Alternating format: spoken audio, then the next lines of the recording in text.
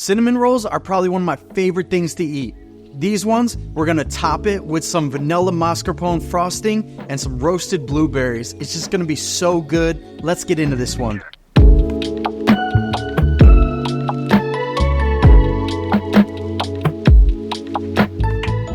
So first thing we need to do is make the dough.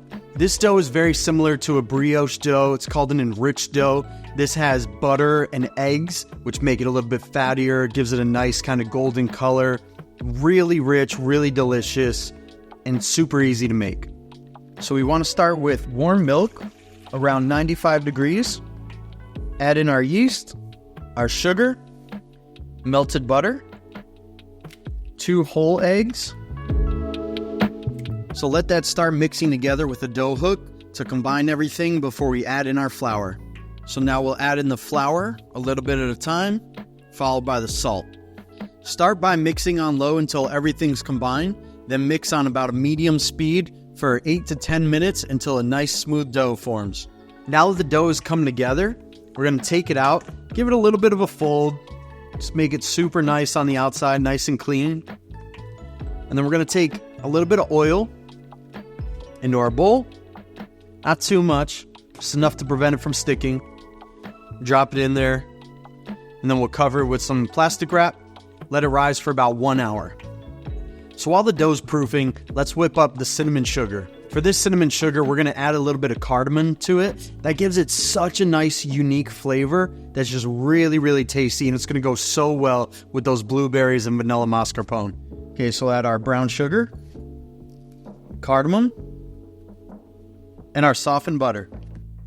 So you can do this in a food processor or just mix with your hands and combine it together until you have a really nice, crumbly, tasty brown sugar.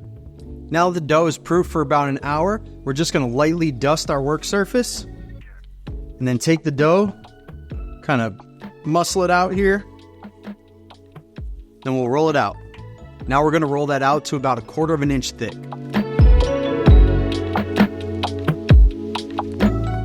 Now we'll spread out a nice thin, even layer of that brown cinnamon sugar. Now we'll cut these into about 2-inch strips. Now we'll just start at one end and we'll just roll them up.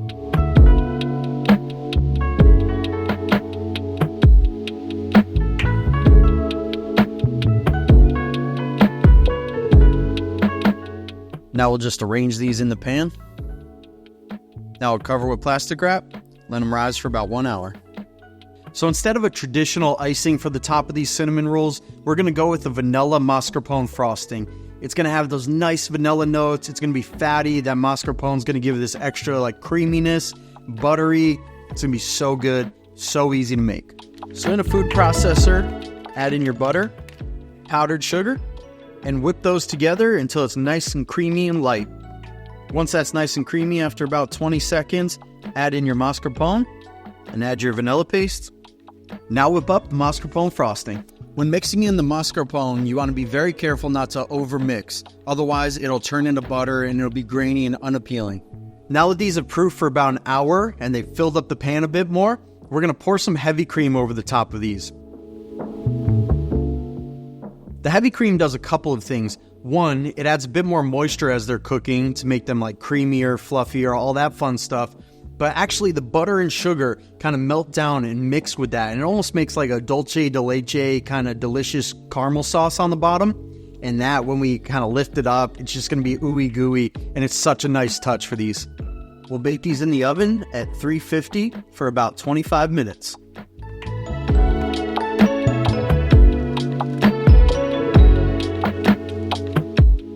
Now to make the roasted blueberries, super easy. We're just going to add blueberries to the pan with a little bit of sugar over the top, bake it in the oven at 350 for about 6 minutes, and then that'll be a great topping for these cinnamon rolls.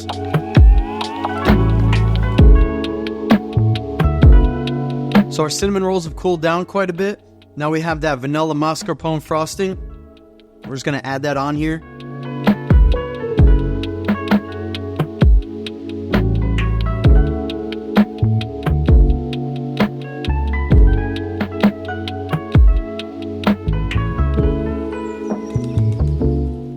These cinnamon rolls are sure to be a hit. Let me know what you think in the comments, and we'll catch you on the next one.